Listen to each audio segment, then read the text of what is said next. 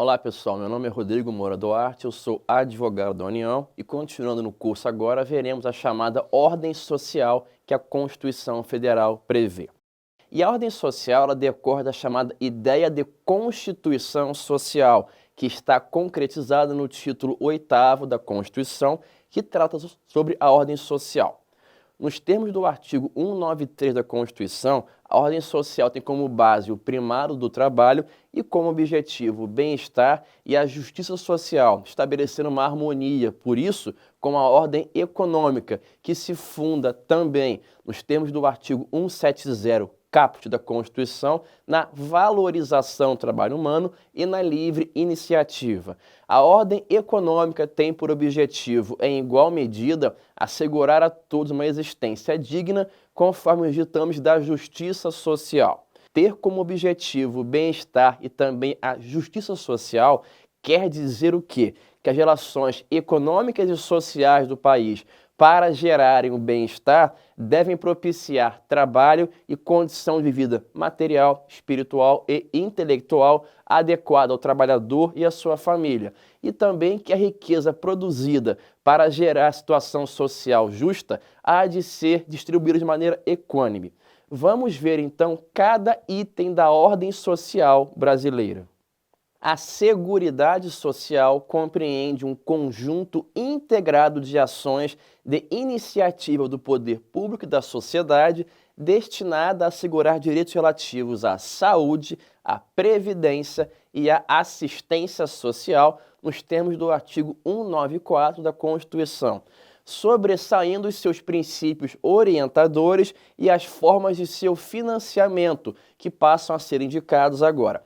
Nesse sentido, dispõe o artigo 194, parágrafo único da Constituição, que compete ao poder público, nos termos da lei, organizar a Seguridade Social com base nos seguintes objetivos. O primeiro, universalidade da cobertura e do atendimento. O segundo, uniformidade e equivalência dos benefícios e serviços às populações urbanas e rurais. Seletividade e distributividade na prestação dos benefícios e serviços, irredutibilidade do valor dos benefícios, equidade na forma de participação no custeio, diversidade da base de financiamento e gestão democrática e descentralizada da administração, no caso da Seguridade Social. No tocante à educação, a Constituição diz que ela é um dever do Estado e da família e será assegurado a todos, devendo ser promovida e incentivada com a colaboração da sociedade, buscando o pleno desenvolvimento da pessoa, o seu preparo para exercer a cidadania e também a sua qualificação para o trabalho. O dever do Estado com a educação será efetivado mediante a garantia de acordo com o artigo 208 da Constituição, primeiro, educação básica obrigatória e gratuita dos 4 aos 17 anos de idade, assegurada inclusive a sua oferta gratuita para todos a que não tiverem acesso na idade própria. 2. Progressiva universalização do ensino médio gratuito. 3. Atendimento educacional especializado a quem tiver alguma deficiência, preferencialmente na rede regular de ensino. 4. Educação infantil em creche e pré-escola às crianças de até 5 anos de idade. Além disso, acesso aos níveis mais elevados do ensino, da pesquisa e da criação artística, segundo a capacidade de cada um. Prosseguindo, oferta de ensino noturno regular, adequada às condições da pessoa. Atendimento ao educando em todas as etapas da educação básica por meio de programas suplementares de material didático escolar, transporte, alimentação e também assistência à saúde. É importante mencionar que todos os entes políticos organizarão, de modo a assegurar a universalização do ensino obrigatório, os seus sistemas de ensino em regime de colaboração, estabelecendo a Constituição os seguintes parâmetros, que estão no artigo 211 da Constituição. A União organizará o Sistema Federal de Ensino e também dos territórios e financiará as instituições de ensino públicas federais e exercerá também em nível educacional função redistributiva e supletiva, de forma a garantir a equalização de oportunidades educacionais e um padrão mínimo de qualidade do ensino mediante assistência técnica e financeira aos estados e também aos municípios. Já os municípios atuarão prioritariamente no ensino fundamental e na educação infantil. Por sua vez, os estados atuarão prioritariamente no ensino fundamental e no ensino médio. Passemos agora a ver as disposições sobre a cultura. O artigo 215 da Constituição consagra como direito fundamental o princípio da cidadania cultural, ao prescrever que o Estado garantirá a todos o pleno gozo de direitos culturais e também o acesso à fonte da cultura nacional e apoiará e incentivará a valorização e a difusão das manifestações culturais. Os parágrafos do artigo 215 da Constituição estabelecem que o Estado deverá proteger as manifestações das culturas populares, indígenas, afro-brasileiras e a de outros grupos participantes do processo civilizatório nacional e que a lei disporá sobre a fixação de dias comemorativos de alta significação para os variados segmentos étnicos nacionais. Por sua vez, o artigo 216 da Constituição define a amplitude da noção de patrimônio cultural, que seriam os bens de natureza material e imaterial, tomados individualmente ou em conjunto, portadores de referência à identidade, à ação, à memória dos variados grupos formadores do Brasil, nos quais se incluem as formas de expressão, os modos de criar, fazer e viver, as criações científicas, artísticas e tecnológicas, obras, objetos, documentos, edificações e demais espaços destinados a manifestações artístico-culturais. Além disso, abrange também os conjuntos urbanos e sítios de valor histórico, paisagístico, artístico, arqueológico, paleontológico, ecológico e científico. A Constituição também prevê situações em relação ao desporto, que está previsto em sentido amplo no texto constitucional, não se restringindo somente ao esporte, mas englobando também a noção de recreação, lazer e divertimento, já que o Estado incentivará o lazer como forma de promoção social, nos termos do artigo 217, parágrafo 3º da Constituição. E, nos termos do artigo 217, caput, incisos 1 a 4 da Constituição, bem como dos artigos 1º e 3º da Lei 9615, que é a Lei Pelé, o desporto pode ser reconhecido em qualquer das seguintes manifestações. A primeira, o desporto formal, que é aquele regulado por normas nacionais e internacionais e pelas regras de prática desportiva de cada modalidade, que sofrem a concordância pela respectiva entidade nacional de administração do desporto. Temos também o desporto não formal, que é caracterizado pela liberdade lúdica de seus praticantes. Há o desporto educacional, que é praticado nos sistemas de ensino e em formas assistemáticas de educação. Há também o desporto de participação, também chamado de amador, que é aquele praticado de modo voluntário, compreendendo as modalidades desportivas praticadas com a finalidade de contribuir para a integração dos praticantes na vida social. Há também o chamado desporto de rendimento, que é praticado segundo normas gerais da Lei Pelé e também regras de práticas desportiva nacional e internacional, com o fim de obter resultados e integrar pessoas e comunidades do país e com outras nações. Trata-se então do desporto de competição, podendo ser organizado e praticado de modo profissional ou não profissional, tendo a Constituição determinado um tratamento diferenciado entre um e outro. Existe o desporto de rendimento profissional, que é caracterizado pela remuneração pactuada em contrato formal de trabalho entre o atleta e a entidade da prática desportiva, inclusive podendo a remuneração ocorrer por meio de patrocínio. Existe também ainda o desporto de rendimento não profissional, identificado pela liberdade de prática e porque também não há um contrato de trabalho, mas permite que possa haver o recebimento de incentivos materiais e de patrocínio. Ao Estado é atribuído o dever de fomentar práticas desportivas formais e também não formais. Fomentar deve ser visto com o significado de estimular, facilitar e desenvolver. É um direito subjetivo de cada cidadão. Destaque-se também que a destinação de recursos públicos para a promoção do desporto deverá ser 1. Prioritária para o desporto educacional. E 2. Em casos específicos para o desporto de alto rendimento. Ainda em relação ao desporto, a Constituição prevê a justiça desportiva, que está prevista no artigo 217, parágrafos 1º a 2º da Constituição. Só que ela não integra o Poder Judiciário, porque ela não está prevista no rol do artigo 92 da Constituição. Com isso, ela é meramente um órgão administrativo. Como consequência, ela tem a atribuição de julgar exclusivamente as questões que envolvam a disciplina e as competições desportivas. A Constituição instituiu uma verdadeira condição de procedibilidade para a apreciação jurisdicional de temas que envolvem a disciplina e também as competições desportivas, uma vez que o judiciário formal só admitirá ações de tal natureza esportiva após o esgotamento da instância desportiva, que terá um prazo máximo de 60 dias, contados da instauração de um processo administrativo para proferir uma decisão final. Com isso, é a instauração da denominada instância administrativa de curso forçado.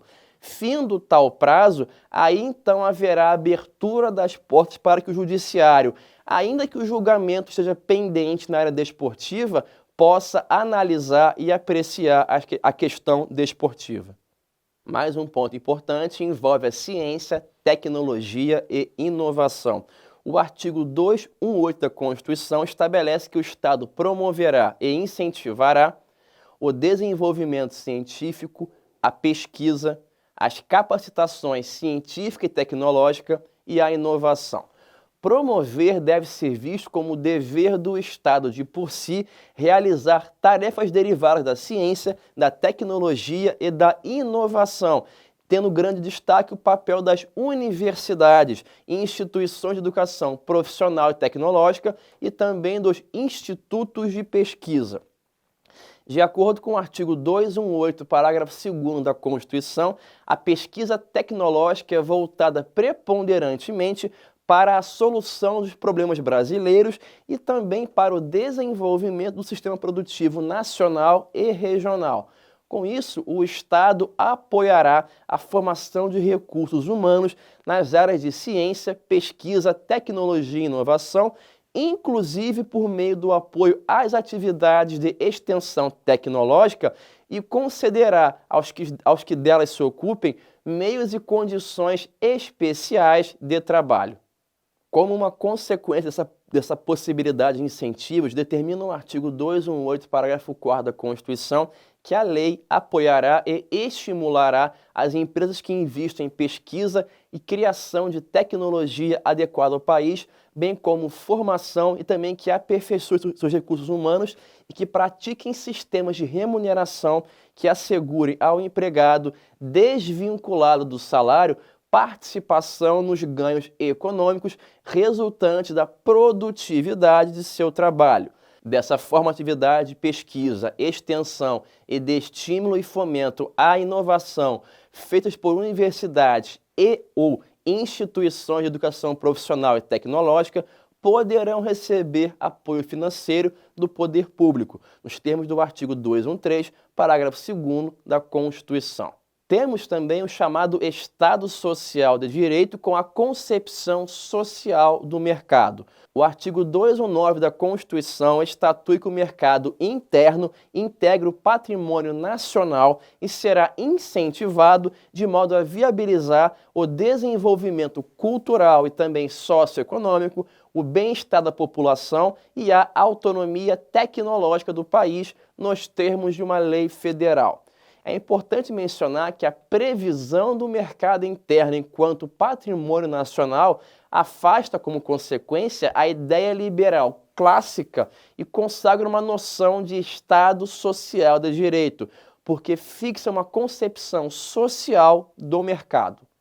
Um tema muito importante na ordem social envolve a comunicação social. O capítulo da comunicação social aparece com grande destaque no texto constitucional, porque ele foi regulado pela primeira vez em uma parte específica e autônoma, marcando um momento histórico, ou seja, a volta à democracia do país após mais de 20 anos de governo militar, com fortes restrições às liberdades democráticas e também liberdade de imprensa. Considerando então a liberdade de comunicação, o pensamento e a informação, ambos podem ser exteriorizados por meios diferentes de comunicação, como, dentre outros, o veículo impresso, livro, jornal, periódico ou o de radiodifusão sonora e de sons e imagens.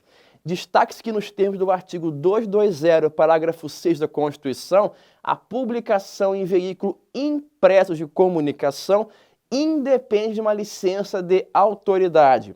Já a radiodifusão sonora e de sons e imagens será explorada diretamente pela União ou mediante autorização, concessão ou permissão. As diversas formas de comunicação social são reguladas pelos seguintes princípios. 1. Inexistência de restrição, porque a manifestação do pensamento, a criação, a expressão e a informação sob qualquer forma, processo ou veículo não sofrerão restrição, mas, é claro, nos termos da própria Constituição. 2. Plena liberdade de informação jornalística, já que nenhuma lei conterá dispositivo que possa configurar um embaraço à plena liberdade de informação jornalística em qualquer veículo de comunicação social, observando-se a liberdade de pensamento, mas vedando-se o anonimato, também a possibilidade de resposta proporcional ao agravo e indenização por dano material, moral ou imagem, a proibição da censura, a inviolabilidade da intimidade, vida privada, honra e imagem, assegurando-se com isso a indenização. Também haverá a liberdade de exercício de qualquer trabalho, ofício ou profissão e liberdade de informar e também de ser informado. Outro princípio envolve a regulação estatal em relação ao tabaco, bebida alcoólica, agrotóxico e remédios. A propaganda comercial sobre tais produtos estará disposta em restrições legais, nos termos do artigo 220, parágrafo 3º, inciso 2º da Constituição, e conterá, sempre que necessário, advertência sobre o mau uso que decorra do uso de remédio agrotóxico ou bebida alcoólica.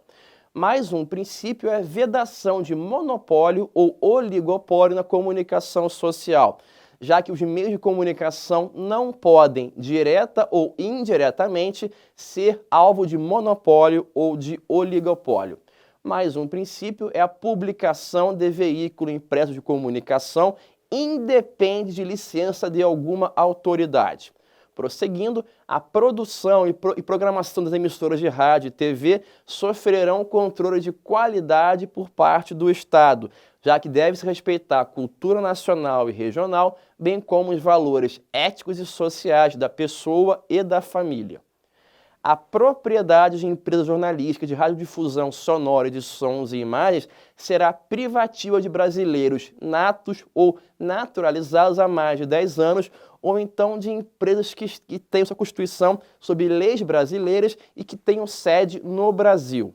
Já no que toca à radiodifusão sonora e de sons e imagens, compete ao Executivo outorgar e renovar a sua concessão, permissão e autorização, observando o princípio da complementariedade do sistema privado, público e estatal, havendo ainda controle pelo Congresso Nacional.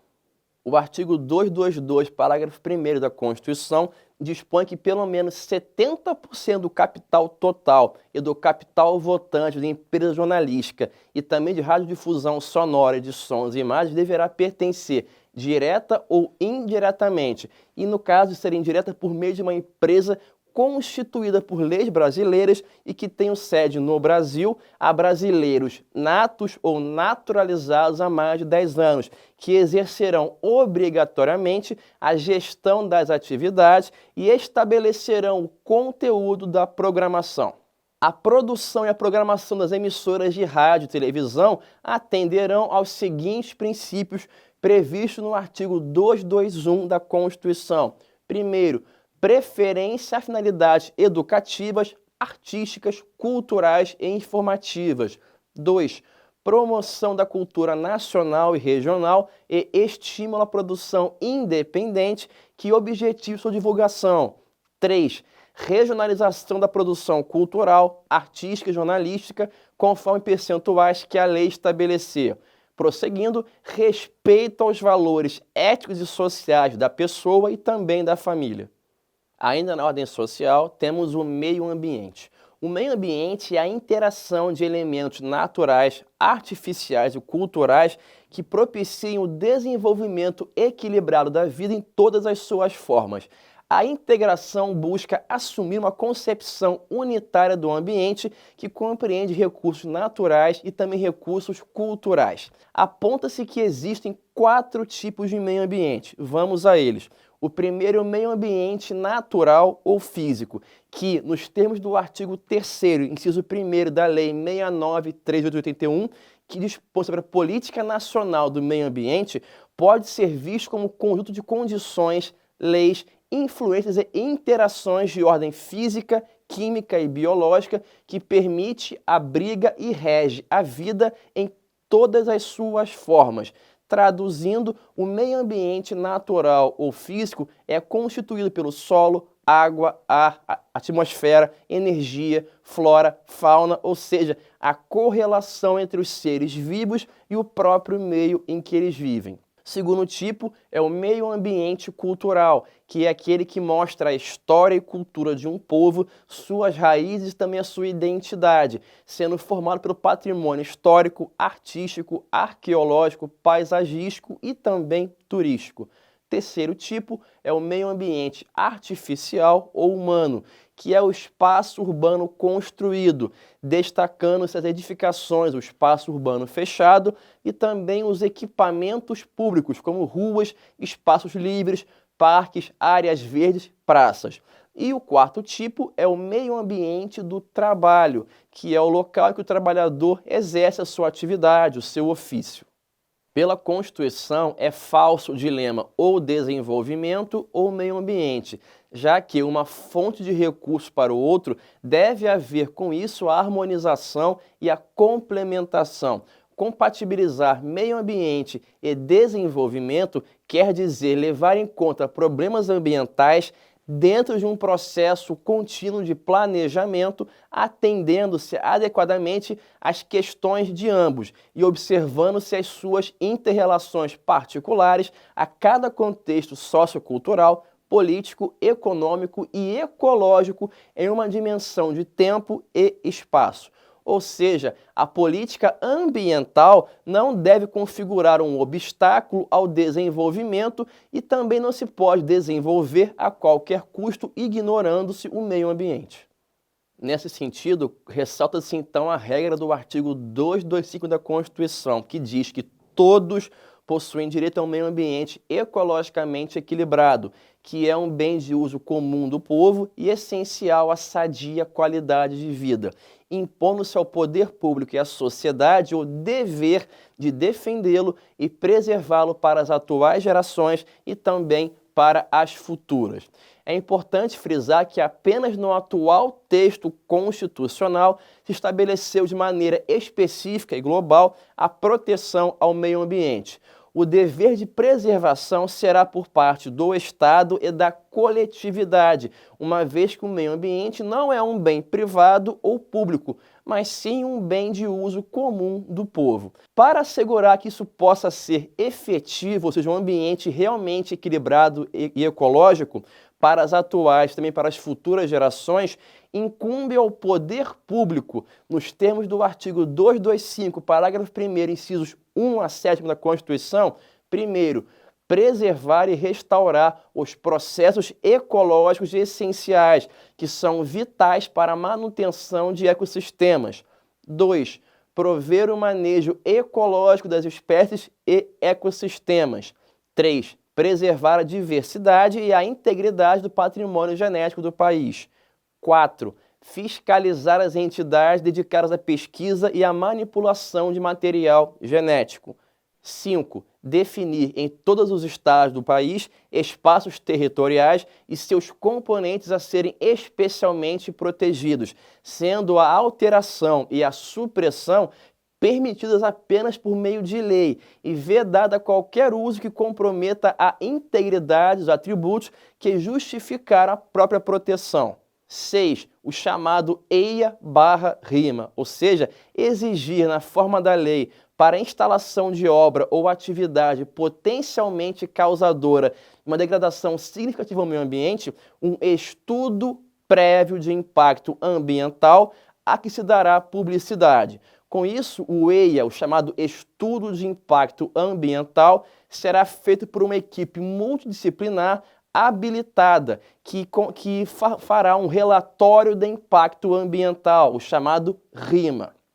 7º, controle estatal, ou seja, controlar a produção, comercialização e também o uso e emprego de técnicas, métodos e substâncias que comportem risco para a vida, a qualidade de vida e o meio ambiente. 8. Educação. É dever do Estado promover a educação ambiental em todos os níveis de ensino e a conscientização pública para a preservação do meio ambiente. 9. Proteger a fauna e a flora, sendo vedado na forma da lei as práticas que coloquem em risco a sua função ecológica, provoquem a extinção de espécies ou coloquem os animais em algum tipo de crueldade. A Constituição dá uma grande importância para o tema da responsabilidade por danos ambientais.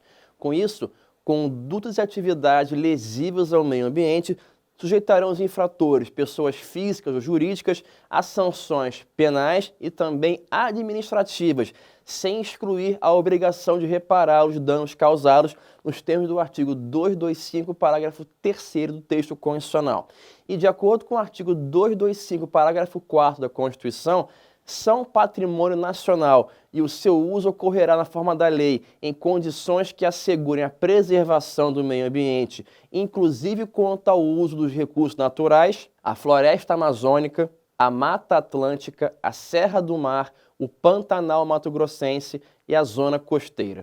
O texto constitucional também dá muita importância à família, à criança, ao adolescente, ao jovem e ao idoso. Por isso, ela dispõe que a família é a base da sociedade e terá uma especial proteção do Estado.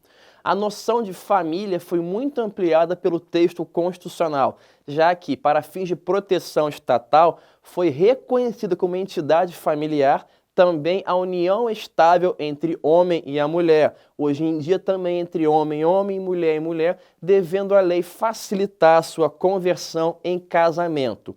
Embora fique clara a preferência do constituinte originário pela noção de casamento entre homem e mulher, uma vez que estabelece que a lei deverá facilitar a conversão da união estável em casamento, é importante destacar o novo preceito constitucional, a união estável, que ampliou a noção de entidade familiar. Aprimorando o sistema anterior, que só reconhecia a sociedade biparental, filhos de pai e mãe, tanto que as mães solteiras eram extremamente marginalizadas e era fundado em um modelo patriarcal e hierarquizado, inclusive no Código Civil anterior, 2002, a Constituição reconheceu a chamada família monoparental. Assim, nos termos do artigo 226, parágrafo 4º da Constituição, entende-se também como entidade familiar a comunidade formada por qualquer dos pais e também por quaisquer de seus descendentes.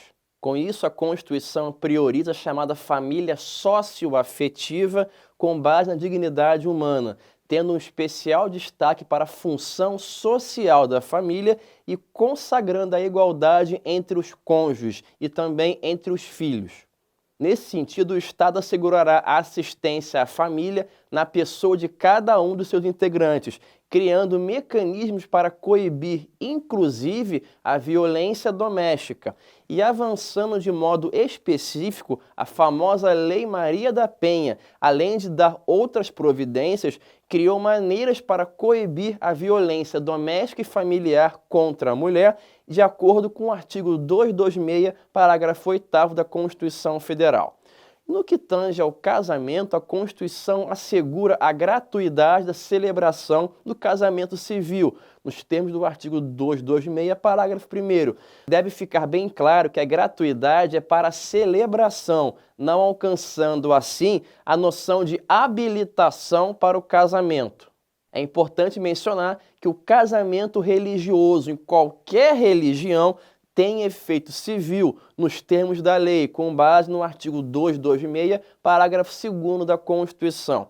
Nesse contexto, destacamos uma importante discussão que decorre da liberdade de crença, culto e organização religiosa. Como não há religião oficial, é importante relembrar, o casamento em centro espírita, em qualquer templo, catedral, sinagoga, terreiro de umbanda, enfim, qualquer local religioso, por qualquer líder de religião, o casamento, essa noção religiosa, terá o mesmo efeito civil do casamento tradicional que é feito na religião católica, aplicando-se, por consequência, a disposição do artigo 226, parágrafo 2º do texto constitucional. Nos termos do artigo 227, parágrafo 5º da Constituição, a adoção será assistida pelo poder público na forma da lei, que estabelecerá casos e condições de sua efetivação por estrangeiros. Respeitando a dignidade humana, o artigo 227, parágrafo 6º do texto constitucional, dispõe que os filhos, havidos ou não do casamento ou por adoção, terão os mesmos direitos e qualificações, inclusive sucessórios, proibindo quaisquer designações discriminatórias à filiação, como o famoso filho bastardo. Nesse sentido, o Supremo Tribunal Federal entendeu bem recentemente, por exemplo, que o prazo da licença adotante não pode ser inferior ao prazo da licença gestante, o mesmo valendo para as respectivas prorrogações. Em relação à licença adotante, não é viável fixar prazos diversos em função da idade da criança adotada, o que acabaria por desestimular a própria adoção. Veremos agora as disposições constitucionais sobre os índios. Foi somente na Constituição de 34 que apareceu pela primeira vez a proteção aos indígenas, naquele texto chamados de silvícolas. Assim, as terras tradicionalmente ocupadas pelos índios destinam-se a sua posse permanente, cabendo-lhes o usufruto das riquezas do solo, dos rios e dos lagos nelas existentes. Não obstante essa noção geral, a Constituição autoriza o uso de recursos hídricos, incluídos potenciais energéticos, a pesquisa e a lavra de riquezas minerais em terras indígenas. Só que, para isso, dependerá de expressa e formal autorização do Congresso Nacional e com a oitiva das comunidades afetadas e também assegurando aos índios, na forma da lei, a participação nos resultados da lavra, nos termos do artigo 231, parágrafo 3º da Constituição.